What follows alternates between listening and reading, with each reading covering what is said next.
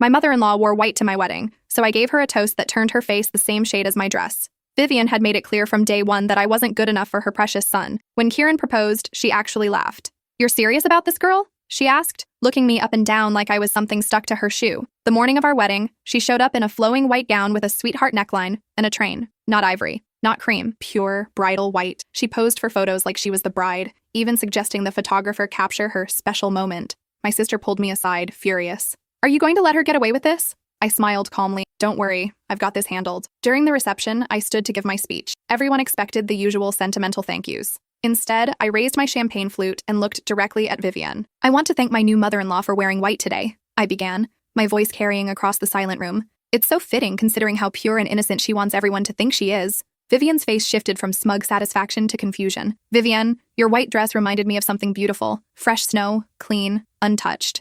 Unlike your browser history, which I accidentally discovered last week when you asked me to check your email." The color drained from her face. "Should I tell everyone about your hobby, Vivian? Or should I save that conversation for when Kieran's father gets back from his business trip?" She was gripping her champagne glass so tightly I thought it might shatter. "Actually," I continued sweetly, "maybe we should discuss how you've been spending your Tuesday afternoons. I have photos." Vivian shot to her feet, knocking over her chair. "You little..." "Careful," I interrupted. "We're at a family gathering, with children present." She stormed out, white dress billowing behind her like a surrender flag. Kieran squeezed my hand. "What photos?" he whispered. I winked. "Trust me, you don't want to know." 3 days later, Kieran's father filed for divorce. But that wasn't the end of Vivian's revenge. That night, I found something slipped under our hotel door that made my blood run cold. The envelope was thick, cream-colored paper with my name written in Vivian's distinctive handwriting. My hands trembled as I tore it open. Kieran still in the shower, humming our first dance song. Inside were copies of bank statements, medical records, and what looked like legal documents. But it was the handwritten note on top that made my stomach drop. "Congratulations on your little performance, darling. Too bad you won't be enjoying married life for long. Check the dates on these documents carefully.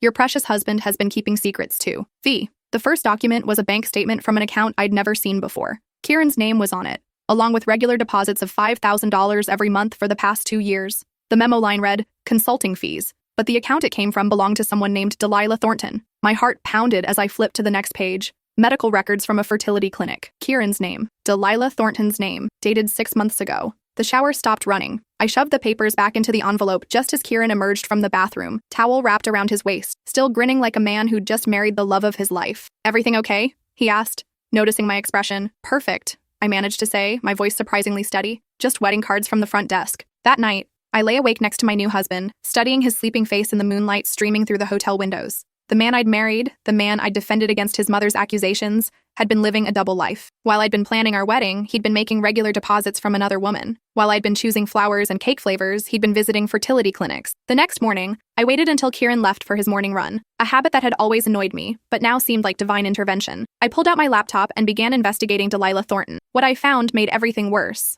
Delilah wasn't just any woman. She was Kieran's ex-girlfriend from college, the one he'd claimed meant nothing to him, the one he said had moved to another state and was completely out of his life. According to her social media profiles, she lived 20 minutes from our apartment and worked as a pediatric nurse at the same hospital where Kieran did his residency. Her Instagram was public, and as I scrolled through her photos, my heart shattered a little more with each image. There was Kieran at her birthday party last year, his arm around her waist. Kieran at what looked like a couple's weekend retreat, feeding her strawberries on a beach. Most damning of all, a photo from 3 weeks before our wedding showing Kieran's hand on her very pregnant belly, with the caption, "Can't wait to meet our little miracle." Our little miracle. I screenshot everything before she could make her account private. Then I dug deeper. The consulting fees weren't for any legitimate business. They were child support payments. Kieran had been paying Delilah $5,000 a month since she got pregnant. The fertility clinic visits weren't recent either. They went back over a year. They'd been trying to have a baby together while he was engaged to me. When Kieran returned from his run, I was sitting at the hotel room's small table. The envelope spread out in front of me like evidence at a crime scene. "What's all this?" he asked, still catching his breath.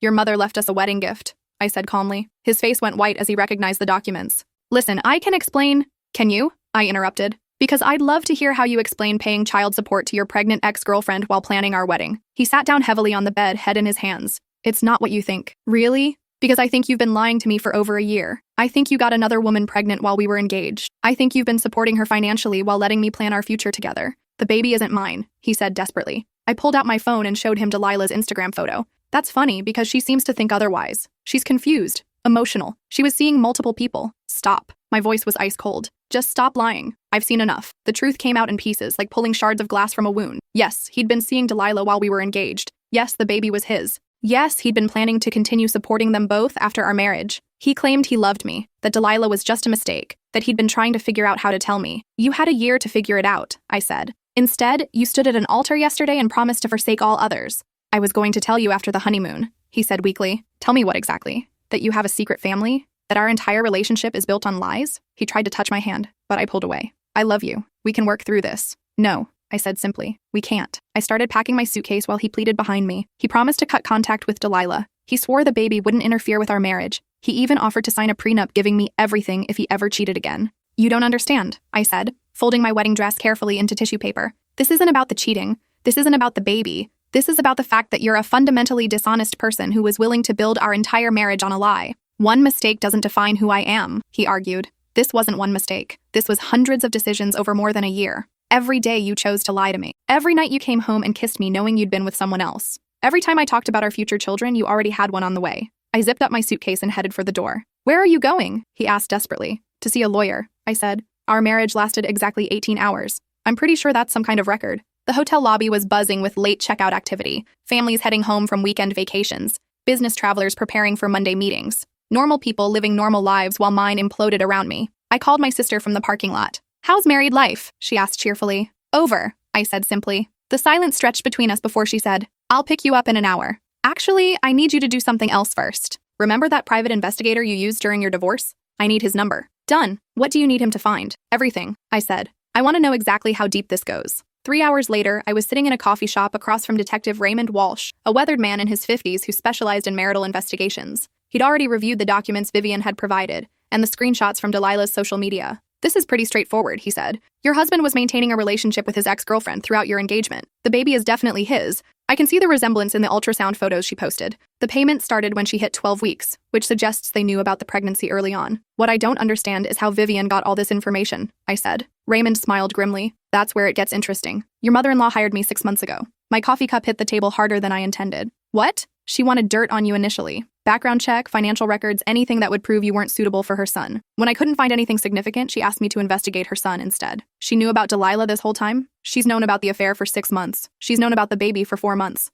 She even has photos of them together at the fertility clinic. I stared at him in disbelief. Why didn't she say anything? Because she was waiting for the right moment for maximum damage. She wanted your marriage to happen so she could destroy it immediately afterward. A divorce right after the wedding would be more humiliating than a broken engagement. She orchestrated this entire thing, down to wearing white at your wedding. She knew you'd retaliate, knew it would cause drama, knew you'd research her background for ammunition. She was counting on you finding those browser history records. Wait, what browser history? I made that up during my speech. Raymond chuckled. Your mother-in-law has a gambling addiction, online poker, sports betting, the works. She's lost over $200,000 in the past year. Her husband doesn't know, so she was terrified I actually had evidence of that? Exactly. She stormed out because she thought you'd discovered her secret, but her real plan was always to drop the bomb about Delilah after the wedding. I felt sick. She used me to destroy her own son's marriage. She destroyed your marriage to punish you for not being good enough, Raymond corrected. The fact that it also ruins her son is just collateral damage. Vivian Ashford is a woman who burns down entire houses to kill one spider. I hired Raymond to dig deeper. If Vivian wanted to play games, I'd make sure I understood all the rules. Over the next week, while I stayed with my sister and ignored Kieran's increasingly desperate calls, Raymond uncovered the full scope of Vivian's manipulation. She hadn't just known about Delilah, she'd been encouraging the relationship. Your mother-in-law has been paying Delilah's rent for the past 6 months, Raymond told me during our follow-up meeting. She's the one who suggested Delilah get pregnant. She even helped coordinate their schedule so they could meet while you were at work. She wanted him to cheat on me. She wanted you out of the picture entirely. But when it became clear Kieran wasn't going to leave you for Delilah, she decided to let you discover the affair after the wedding for maximum humiliation. The betrayal cut deeper than I'd thought possible. Not only had my husband been living a double life, but my mother-in-law had been orchestrating it from behind the scenes. There's more, Raymond said, sliding another folder across the table. Delilah doesn't know about Vivian's involvement. She thinks Kieran came back to her on his own. She has no idea she's been a pawn in someone else's game. I stared at the photos of Delilah, young, beautiful, radiant with pregnancy. She looked genuinely happy in every image, genuinely in love with Kieran. She had no idea she was being used. What about the gambling? I asked. Worse than I initially thought. She's into loan sharks now, the kind of people who break kneecaps when you don't pay. She owes $350,000 and has about 2 weeks before they start collecting collateral. An idea began forming in my mind. It was cruel, calculated, and exactly the kind of thing Vivian would do, which made it perfect. I need you to find out everything you can about Vivian's financial situation, I told Raymond. Bank accounts, credit cards, investments, insurance policies, everything. What are you planning? To give her exactly what she gave me, I said. A gift that keeps on giving. That evening, I finally answered one of Kieran's calls. Thank God, he said, relief flooding his voice. "We need to talk. I can explain everything." "You're right," I said calmly. "We do need to talk. Meet me at Delilah's apartment tomorrow at 7. "What? No, I don't want her involved in this." "She's already involved, Kieran. She's carrying your child. Don't you think she deserves to know that you married someone else last week?" The silence stretched between us. "You told her?" "Not yet, but I will tomorrow night. With or without you there. Please don't do this." "See you at 7, I said, and hung up. I spent the next day preparing. First, I visited a lawyer and started annulment proceedings. The marriage had been based on fraud. Kieran's deliberate concealment of his other relationship and child constituted grounds for annulment rather than divorce.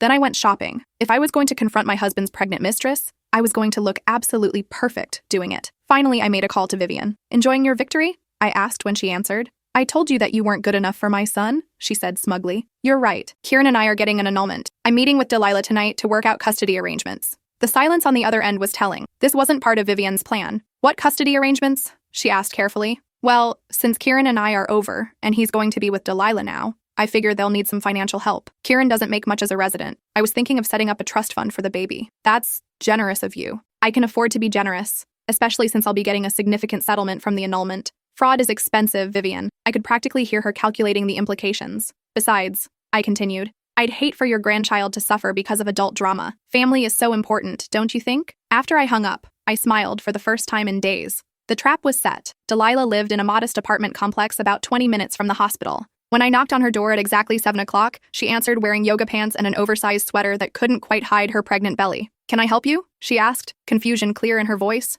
"I'm Kieran's wife," I said simply. "We need to talk." Her face went white. "His what?" "We got married last Saturday. But I think there's been some confusion about the timeline here, don't you?" She sank onto her couch, one hand protectively over her stomach. "He told me he broke up with you months ago." "Well, that's interesting, because he told me you moved to Seattle and he hadn't seen you in 2 years." Kieran arrived 10 minutes later, looking like a man walking to his execution. The three of us sat in Delilah's small living room like the world's most uncomfortable therapy session. "How long?" Delilah asked him, tears streaming down her face. "How long what?" he said weakly. "How long have you been with both of us?" When he didn't answer, I did. 14 months, since you were 8 weeks pregnant." Delilah's hand flew to her mouth. "You were engaged to her while telling me we were getting back together?" "It's complicated," Kieran started. "No," she interrupted. "It's really not. You lied to both of us." I pulled out copies of the bank statements. "He's been paying you child support while planning our wedding, $5,000 a month from a secret account."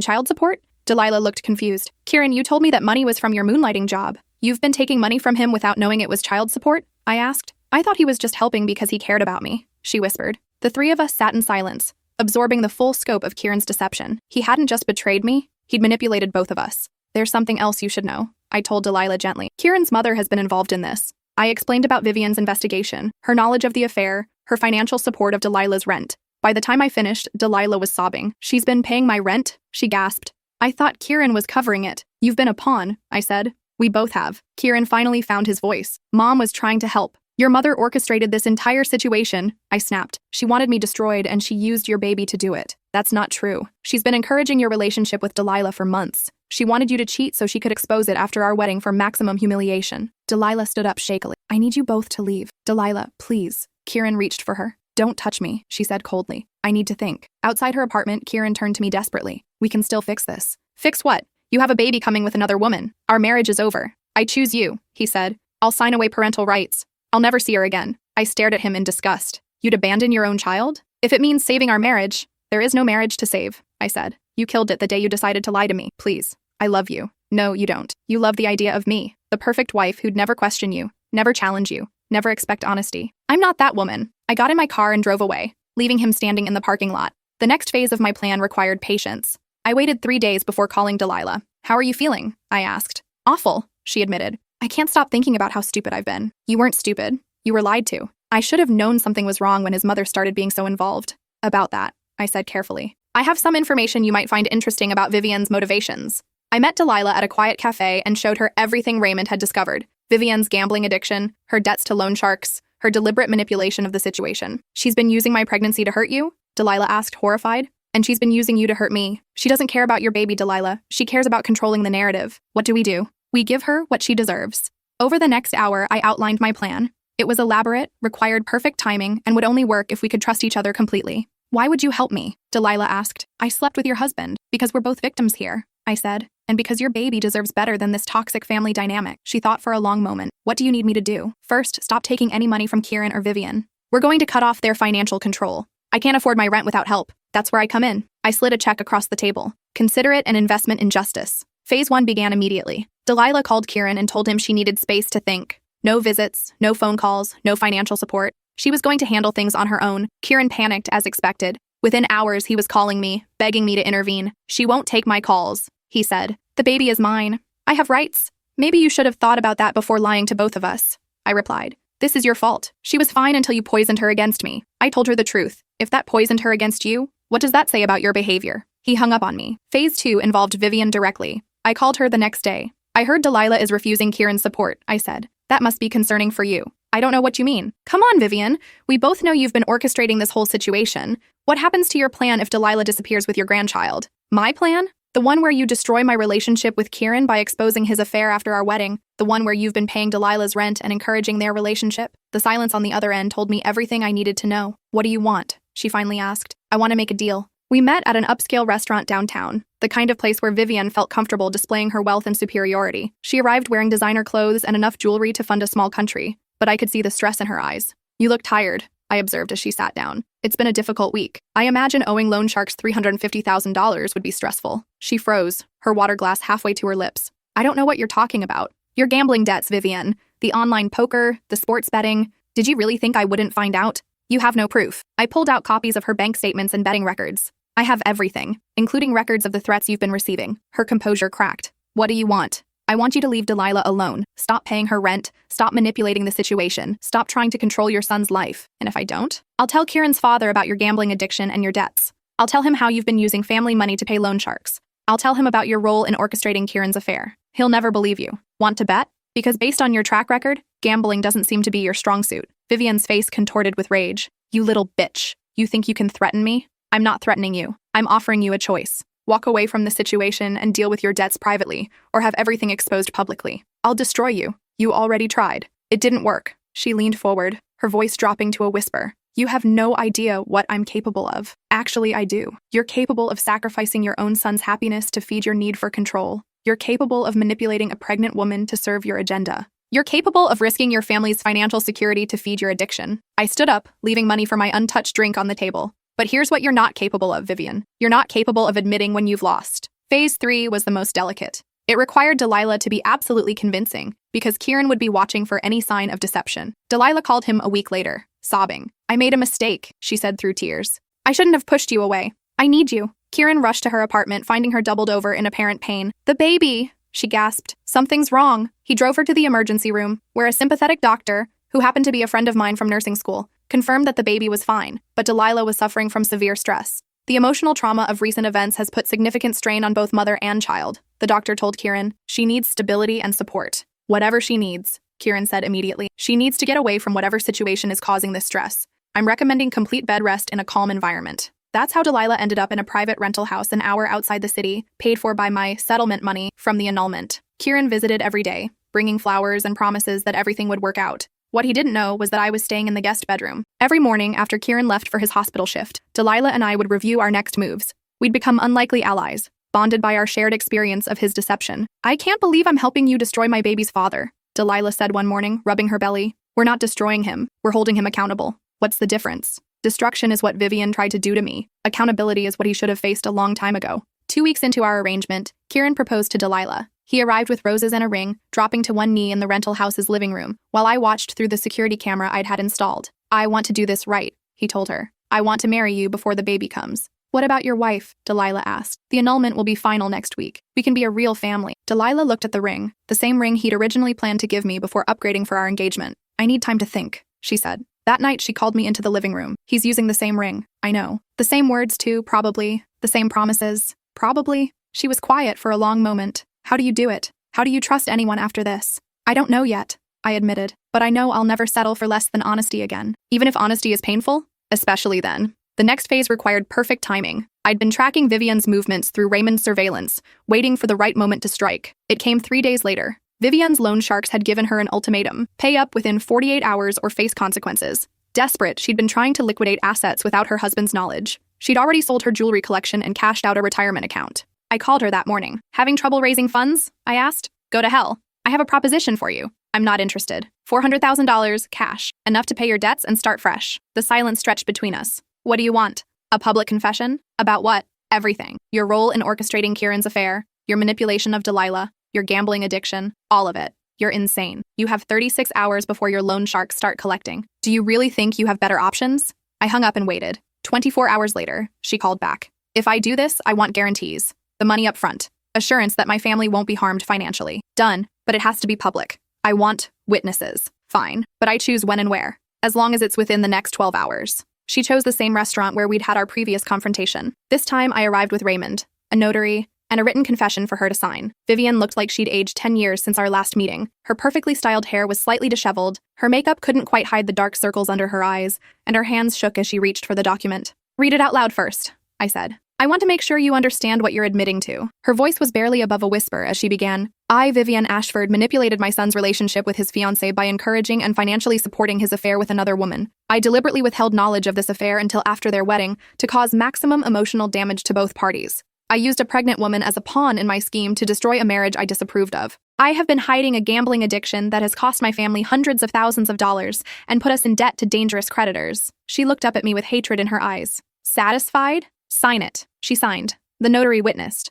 and I transferred the money to her account electronically. This doesn't mean I forgive you, she said as she gathered her things. I don't care if you forgive me, I replied. I care that you can never do this to anyone else. The confession was insurance, but I had bigger plans for it. The final phase began the next morning. I called a meeting with Kieran, Delilah, and both sets of parents at the rental house. Only Kieran and his father showed up. Vivian was conspicuously absent. Where's Mom? Kieran asked as we gathered in the living room. She won't be joining us, his father said grimly. We had quite a conversation last night. I placed copies of Vivian's confession on the coffee table. Kieran's father picked up one copy and read it silently, his face growing darker with each line. You knew about this? He asked his son. Not all of it, Kieran said defensively. I had no idea Mom was paying Delilah's rent or encouraging the affair. But you knew about the affair itself. You knew about the baby. Yes. And you married someone else anyway. Kieran looked around the room desperately, as if searching for an ally. I was confused. I didn't know what to do. You knew exactly what to do, Delilah said quietly. You chose to lie instead. I was trying to protect everyone. You were trying to protect yourself, I corrected. And you were willing to let your mother destroy innocent people to do it. Kieran's father stood up abruptly. I need some air.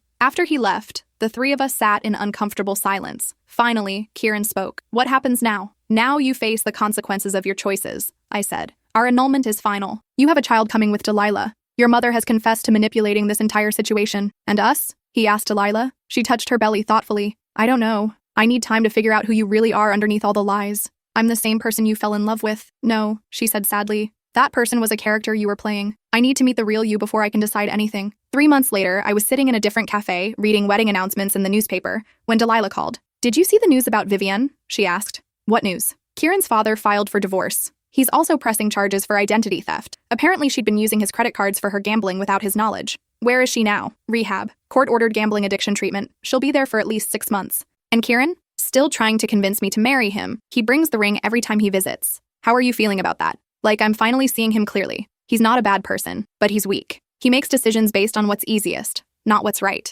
That's a hard thing to realize about someone you love. The hardest part is knowing that our baby will be raised by someone who chooses convenience over honesty. Maybe he'll learn. Maybe. But I'm not willing to bet my life on it anymore. 6 months after that conversation, I received an unexpected call from Kieran's father. I wanted to thank you, he said without preamble. For what? For exposing the truth. I know it couldn't have been easy. It wasn't. Vivian is out of rehab now. She's staying in a supervised living facility, working on rebuilding her relationship with reality. The gambling addiction was worse than any of us knew. How is Kieran handling everything? Better than I expected. He's finally taking responsibility for his actions. He's in therapy, he's been honest with Delilah about everything, and he's working on being a good father. And Delilah? She's remarkable. She moved back to the city, found her own apartment, started a support group for women who've been manipulated in relationships. The baby is beautiful, by the way. I'm glad they're both doing well. There's something else. Kieran wanted me to tell you he's sorry. Really sorry. He knows he can't undo what he did, but he wants you to know he understands the damage he caused. I appreciate that. Do you ever think about forgiving him? I considered the question. I'm not carrying anger anymore, if that's what you're asking. But forgiveness and trust are different things.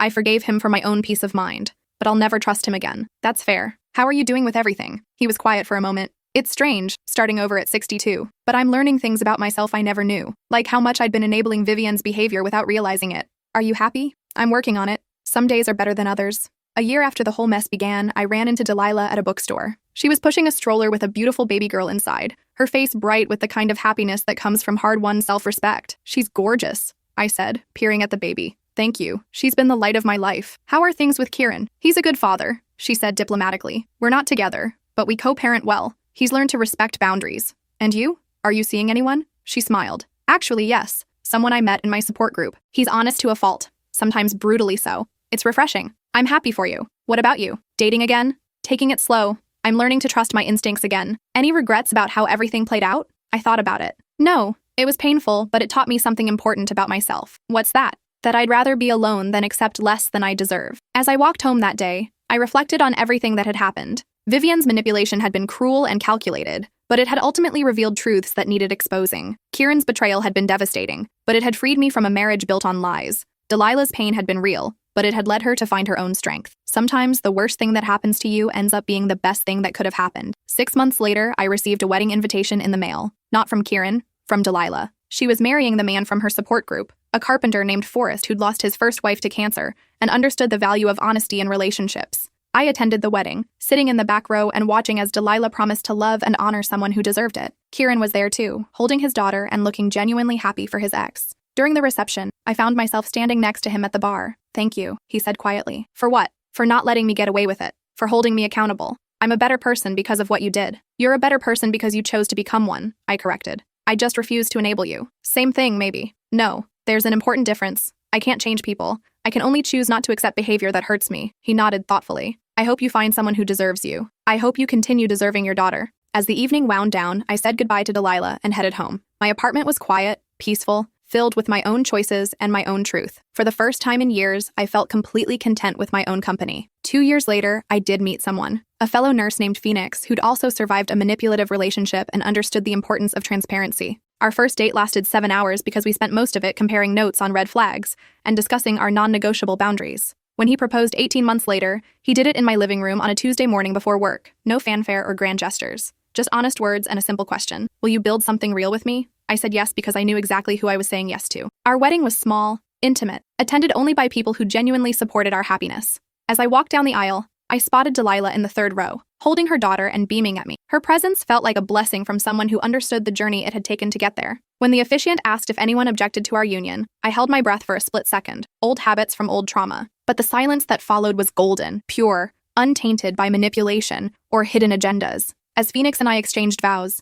I thought about the woman I'd been 3 years earlier, standing at a different altar with a different man, believing I was making a promise that would last forever. That woman had been naive, trusting, willing to overlook red flags in favor of romantic ideals. The woman I'd become was wiser, stronger, more discerning. She knew the difference between love and control, between support and manipulation, between honest imperfection and calculated deception. When we kissed to seal our marriage, I felt something I'd never experienced at my first wedding. Complete certainty that I was making the right choice with the right person for the right reasons. The reception was everything my first wedding wasn't. Relaxed, joyful, authentic. No one wore white except me. No one gave speeches filled with hidden meanings or passive-aggressive commentary. No one slipped threatening letters under hotel room doors. During the father-daughter dance with my dad, he whispered in my ear, "I'm proud of how you handled everything." It wasn't pretty, I replied. The best battles rarely are, but you fought for the truth, and that matters. Later that night, as Phoenix and I settled into our hotel room, I found myself thinking about Vivian. I'd heard through mutual acquaintances that she was doing well in her recovery, had made amends with most of the family, and was slowly rebuilding her relationship with her granddaughter. Penny, for your thoughts?